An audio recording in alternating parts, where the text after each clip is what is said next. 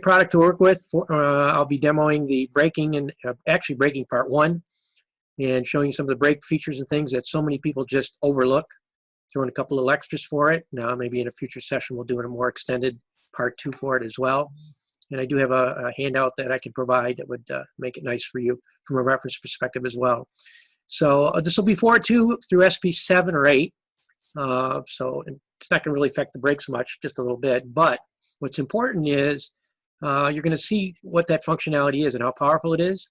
And I've been working quite a bit recently in 4.3 and really shaking it out and getting updating training and actually more handouts because working with the product already. So a lot of this functionality is going to be very similar, just coming at it a different way. But let's get into 4.2 right now. Let's get right out there. And let me get into Webview real quick. Again, I'm running 4.2 SP7 or 8. It's important because there are certain unique features you'll see pop up that you look for and you don't have them because you're not at the right service pack level. Get yourself to 7 or 8 as quickly as you can just because of the enhancements alone. So let me get into Webview, gen up something real quick so we can get that headache out of the way, the generation process itself for this.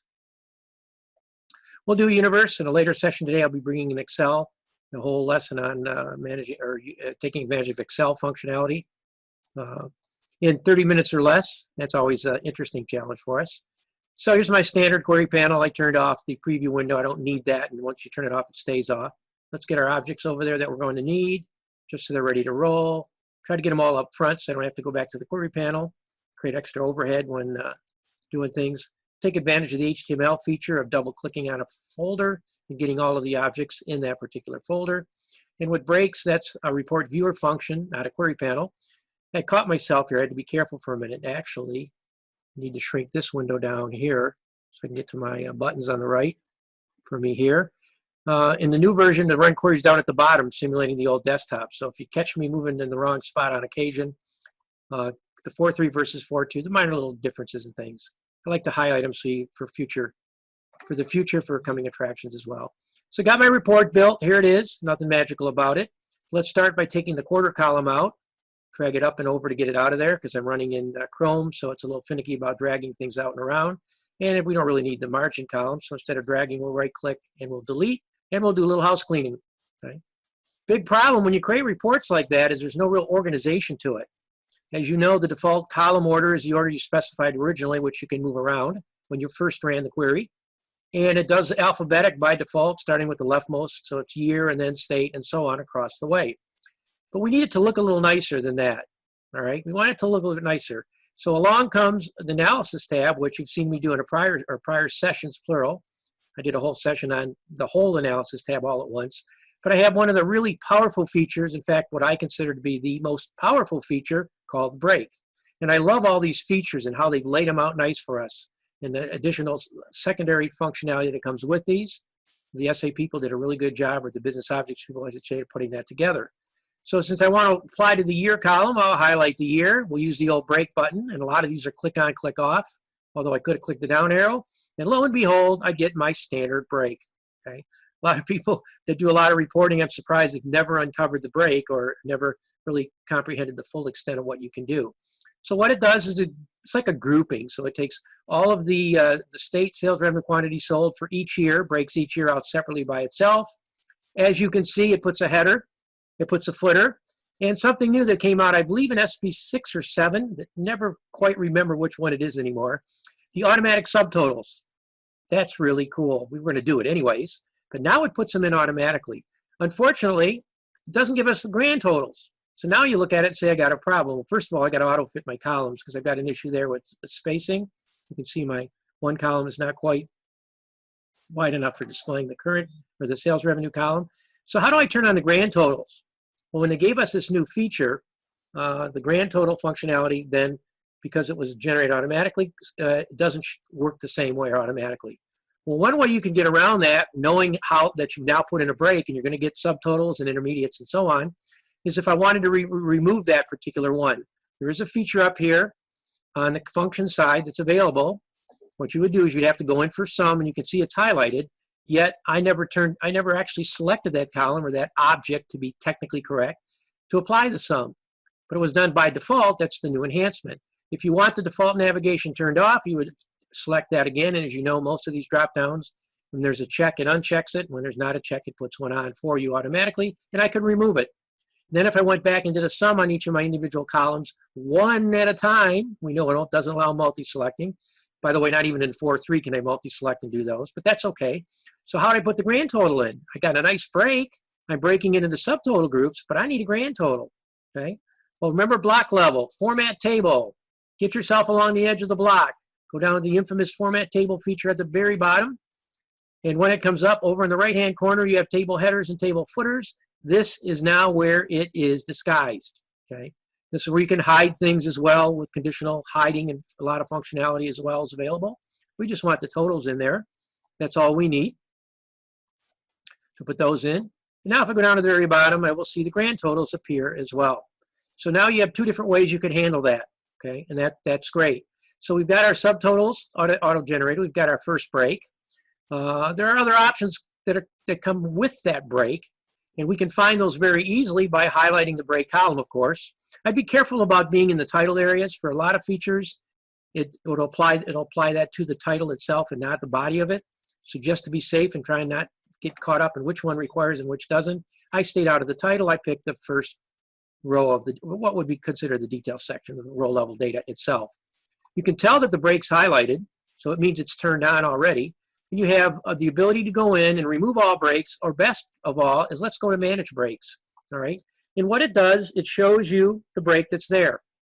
Now, if I wanted, I could go back out and add a secondary break. It wouldn't make sense in this example because I don't have a second. I need another dimension to be applied, so it makes sense logically to have a two-level break with the lowest level being a dimension that's not break. We'll add that in a little bit later on just to have it as well. So if you notice on the right side, and on the bottom, we have a nice series of different options that are available for us. For example, notice the break footer is check marked, the break header. There's automatically a sort. You've been with one of my presentations on ranking your subtotals.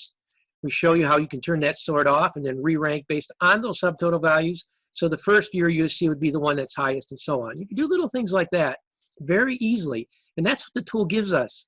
Some great functionality to make our lives a whole lot easier. And I always say, catch up with us, Excel, in many of the cases as well. So what if we said we don't want the break footer? Well, before we do that, let's move this. Let's take a look here for a minute. Let's look at what we got. This is important, okay? We have a footer. We have the subtotal footer, and then a blank row that appears underneath it by default, and the next year starts because we did the break on year. Well, what's going to happen if I move the break footer? Okay, uncheck that. I do an OK. And now the break footer's been removed. Unfortunately, it took the footer, it took the subtotal values, it took the blank line, and all of that is removed. So that often becomes a problem. People say, but I don't need the footer, but I want the gap there, all right? So you said, well, wait a minute, is there a function that will handle that? Well, if we manage our breaks effectively and just use what's there, look what's there. We'll put the break footer back in and say, well, I got to have the footer in there for part of it. But when I come back out, one of the options I have is I could selectively go in and I could say, well, let's get rid of the values that are in here. So I could selectively go across if I wanted to. And I could do a clear contents, which I'm not going to do, but I could. And I could clear the contents of the cell out, delete the contents of it out right there. And it would remove those, but it would still respect the blank. I don't want to put it in there, then have to undo it and bring it back out. And it's not something you'd always want to do, but at least that presents a nice option. There was another option, however, that was also staring you in the face, but only in staring you in the face if you're looking in the right place. Because remember, when we go to the Manage Break window, let's look at what we got. We have the left side where it keeps kind of a structural outline of the breaks and the order that I've applied them, which is very important. The right side, we've dealt with the top half, but not the bottom half. Well, you'll see there's an option called Page Layout. The page layout allows us to control the paging mechanism that goes on. So I could say, well, I want each one to start on a new page. Well, if I do this, maybe I can then get rid of the footer because I'm automatically going to kick it onto a separate page, and I can eliminate it that way and not worry about having to clear the contents or whatever. Let's just do this. And now what it does for each year now, it appears on a physical separate page. Now the page numbers on the bottom, lower right-hand corner, force me to go in there to move back through the list, okay, and back to the beginning of the list as well. And then I could take advantage of the actual page break that took place. And then again, it would make more logical sense to turn that off. Notice I keep going back to manage breaks. Keep coming back. So let's take that off, okay? Now I have another issue. You say, well, display becomes an important part of this as well. I'm trying to make the report look nice. Maybe I want the year, even though I'm breaking on year, to appear on every line. Or maybe I want it centered, something like that. Well, don't worry. These are the types of things that have been built in to the manage breaks to give us all kinds of variety of things that we can do. So I can go over to the duplication values, which is what that is. And I can click the old down arrow here, and I can say, let's merge it. Okay. It used to be called center across break, and a lot of you might remember it that way, but we'll do it this way, and we'll do an OK. Now it centers it across the break. And if I have multiple breaks, and I'll be showing you that in a couple minutes, we'll add quarter to the right of year, and you see it. It will actually create this in smaller groups. So if there's a quarterly one within the year, it'll center a 2016 within that first block of quarters, then I center it again in the second, third, and so on, and display it so it's clear what's going on. It really makes it nice. Look at the little things that it gives us the ability to do. By the way, while I'm working with the break, it's very common to do sorts along with it. You said, well, why would I? I've already got it taken care of. I've already got a break on year, so they're kind of in order. Yeah, but the problem is I've got oldest to newest, not newest to oldest. Well, break said, I'll work with most any of the other functions that are there, so go ahead and take advantage of it. So I'll take the sort button here, and we'll go in and we'll pick a descending sort, so they're in descending order. Lo and behold, now I see 19, 18, 17, 16 instead of the reverse, and everybody's happy. So again, taking the time to really take advantage of the functions that are automatically there as part of that. You need to be able to have that as well. And all we're doing is the breaks. We can go with the break, and we can manage it again, and we'll leave the center that's in there, and we'll be expanding on it later on as well. And you have the other additional options that are here as part of it too. Okay, so let's go back to unmerging it. Let's just put it on the first. Should be this one here. No, I don't want to display all. I'm sorry, I don't want that one at all. I want to turn that one off. Display first is what I want. First of all, to do that, then we're going to come back. You can see it's back on the first of the line. Okay. Now what we want to do from manage break perspective here is, let me go back in.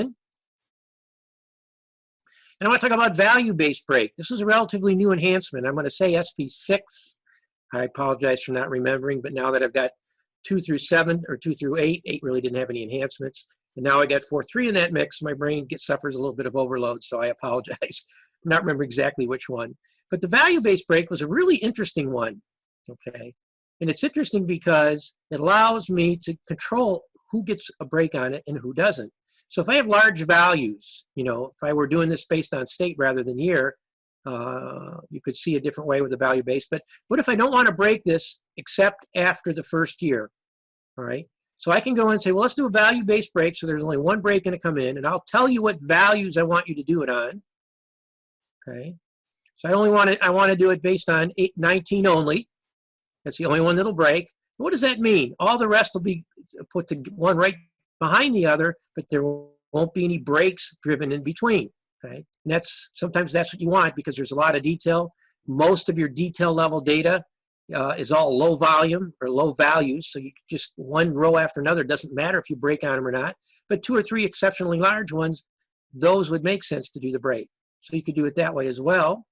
So now it's got 19, and then the break kicks in. Then notice my 18, 17, and 16 all roll together, and there's no break within each one of those. And it was nothing more than a simple function that was added in.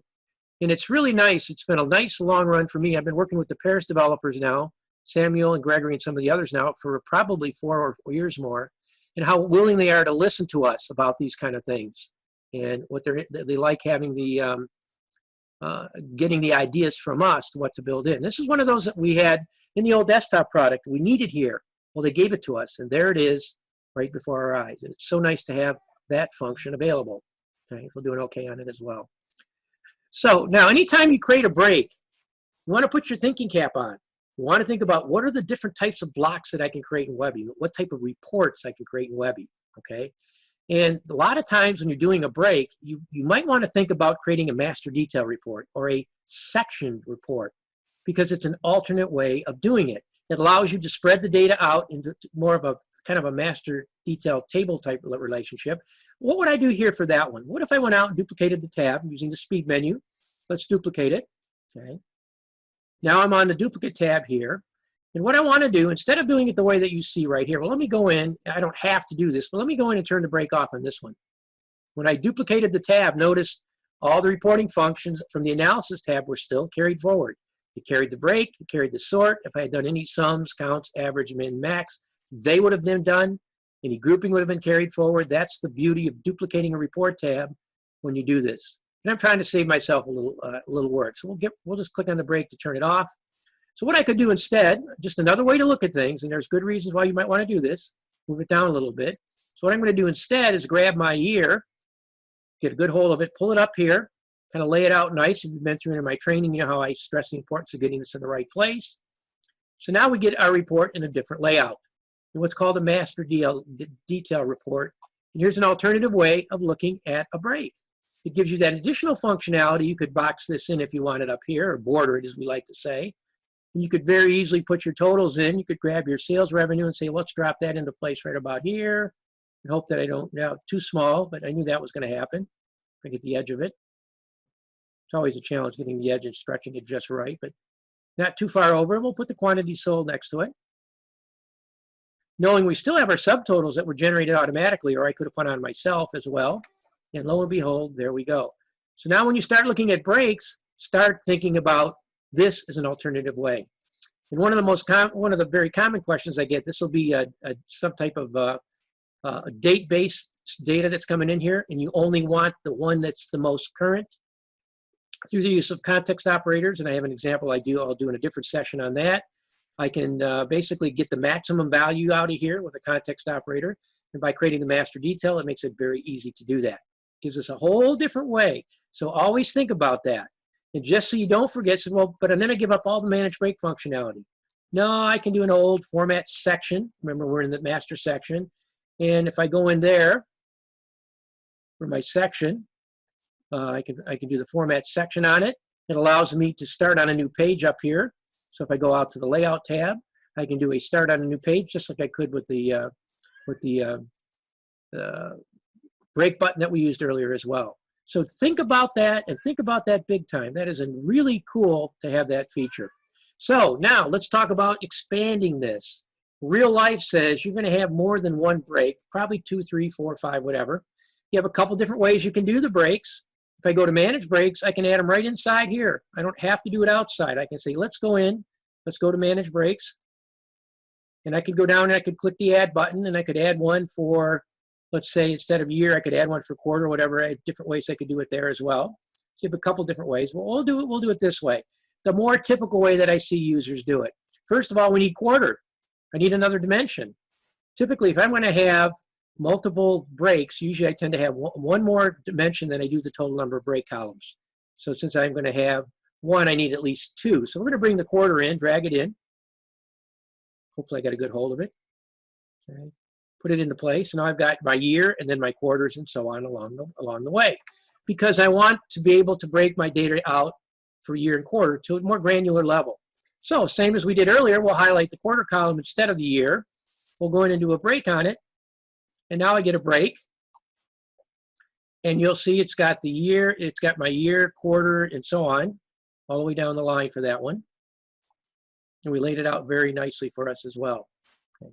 Did a really good job. Now, what we can do now is if we go to manage breaks, we can take advantage of that and do some formatting. For example, since we're on the quarter column, I want to merge in the middle of that group, so it's centered within each quarter group for the states. And I can click on year and do the same thing and turn that feature back on. So you can do things in more than one place, but manage breaks kind of like the one-stop shopping place, but you can do this as well. And we'll do a merge on that one as well, okay, and do an OK. And lo and behold, there we go.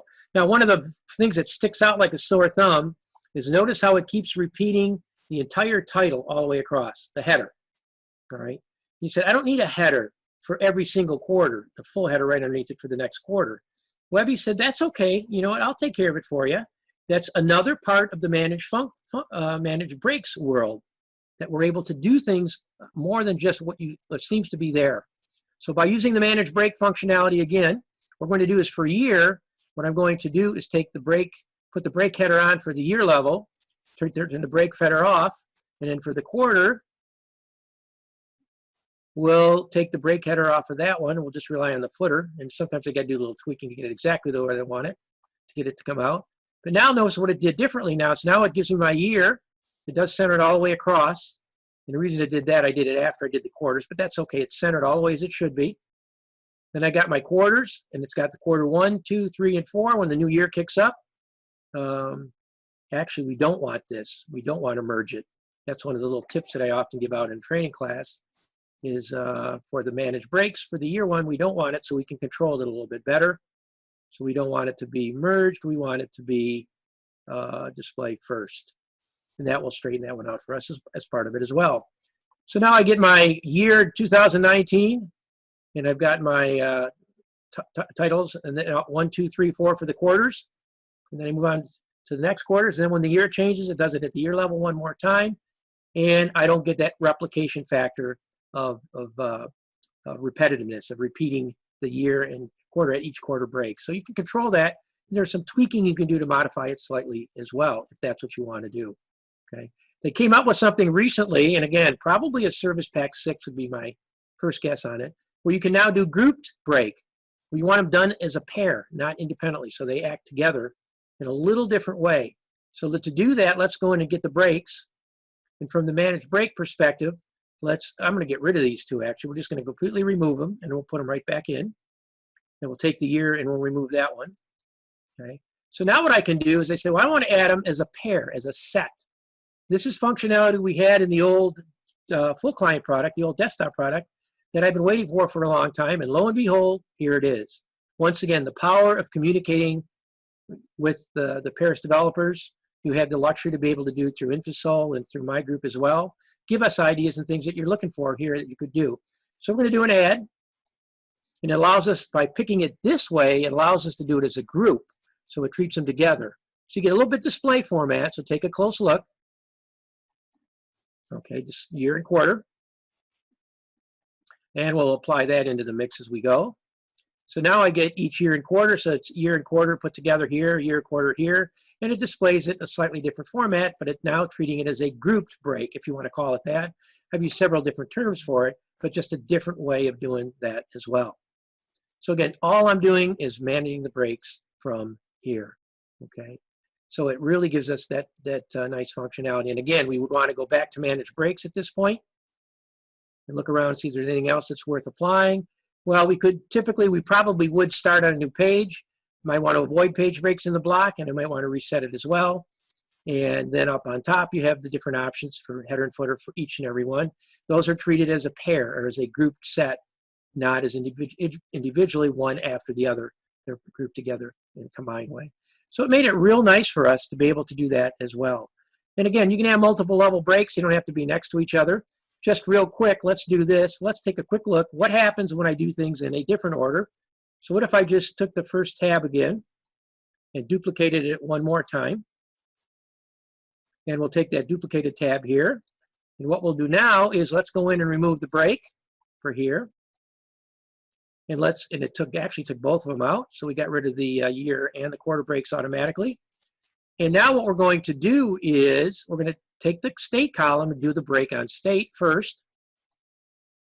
Okay. Then we're going to go back to the year, do the year next. Drop them into place, and look how nice it's laid out. So for each state, it's giving me the year and the quarter because I chose to drive it off the state instead. So it's a different way of looking at my data as I go down the line for each one of those. California, 1, 2, 3, 4, and so on down the line. And with the breaks, we could play. Actually, let's clear all the breaks and reset them again. Let's remove all breaks. And then we'll try that again. We'll go back to state, and we'll do my break on the single one there to make sure. Then we'll go back to year. We'll just apply it on year there.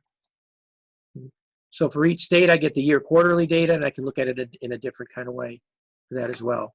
So interesting, the order that you turn the breaks on or off. It's very, very important. But notice it doesn't matter positionally what column it's in.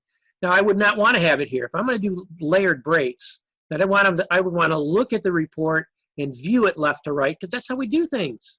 Doesn't mean it has to be that way, but that's how we're used to doing it. We move it up, we move it over, we stick it over to the left edge here, put it next to the year, And if you have problems doing that, one of my neat little things I always like to show people is, to get the format, right-click along the edge of this block, you always have the good old assign data feature that can be used to move columns around if you wanted to as well. So you could add your data in there, and you could add columns and remove columns and so on, doing it that way, if you run into an issue with the drag and drop functionality that's there as well. Right? Some other things that we won't cover today, but they're nice to do, is when you do breaks, oftentimes it's nice to highlight the break row. So I might want to highlight, actually we'll throw this one in real quick. I might want to say for every break, I might want to go into the formatting, actually, and go into the color, which should be the second one, would be the background color, and make it fairly light. We'll pick something more light. I guess that's good enough for me. And now we have the break standing out that way. So there's a lot of interesting uses of that. Another way to use that would be conditional formatting. Okay. Conditional formatting can be used on the individual row level or the subtotal values. You can go right in here. Based on what that value is, I can control the formatting using that very nicely. There's so many things I can bring in. You know, didn't even talk about filtering, but I could even filter this so that I exclude certain years at the same time. All right. So you just want to think about the big picture as you go through. All right, I'm going to stop right there to keep me on schedule for this one, but hopefully I gave you a lot of insight. And I do have a nice handout that I will make available for everybody that emails me for this particular one. It's actually got part 1 and 2 in it, the extended stuff, but which I'll do in a later, one of our later virtual BO user group meetings as well. Anna, Laura, do we have any questions? Yes, we did have one come in. The question is asking, can you combine year and quarter, then have the option to drill down to see what makes up the quarter? That I would have to run a test on to see for the drilling functionality, how that would work. So if I could get an email on that, and I'll pop the 2 in there. See, I don't think it's going to support it that way, but I never like to say no in that particular case. Yeah. If you're doing the actual physical drilling where you're drilling into a report, that's what I'm not sure about. If you were doing it where you were creating an input control gadget for state and year, that would be a different story. With cascading, you can cascade them and run them as almost like that they are grouped together for the sake of drilling that way. So it would depend which way you're going on it for that one. But I can do a little follow up on that.